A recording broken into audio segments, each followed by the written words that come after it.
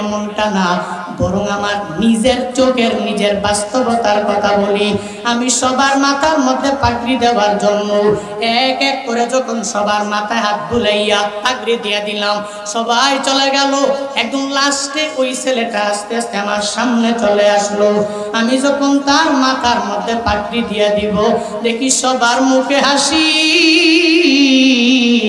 ওই ছোট্ট ছেলের মুখের মধ্যে কোনো হাসি নেই। চোখের মধ্যে কেমন যেন পানিগুলো টলমল টলমল টলমল করে। আমি ওই ছেলেরে জিগাইলাম, এ ছেলেরে, আজকে এত সুন্দর একটা দিন, এই সুন্দর দিনে তুই সুন্দর করে হাসার কথা। তুই আজকে হাফেজে কোরআন হয়েছো, 30 পারা কোরআন তোর সিনার মধ্যে আল্লাহ ঢুকানোর মতো ব্যবস্থা করে দিলেন। আজকে তুই হাসবি, এতগুলা মানুষের সামনে তোরে মাথার মধ্যে পাগড়ি দিয়া দিলাম, কিন্তু তুই কেন চোখের মধ্যে কেন পানি দেখা যায়, কেন তুই চোখের পানি ফালাইয়া কান্না করার মতো মতো ভাব। এই কথা বলার পরেই আর চোখের পানি ধরেও রাখতে পারে নাই, অটোমেটিক্যালি চোখের পানিগুলো গড়ে গড়ে গড়ে পড়তে লাগলো। আমি বললাম, তুই কান্না করো কেন? ওই সময় ওই হাফেজে কোরআন আমায় ডেকে বলে, হুজুর আমার মা নাই।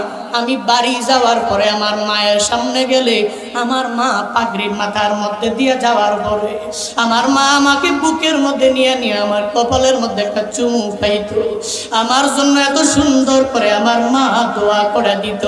আমার মায়ের দোয়া নিয়ে নিয়ে আমি অনেক বড় হয়ে যাইতে পারতাম।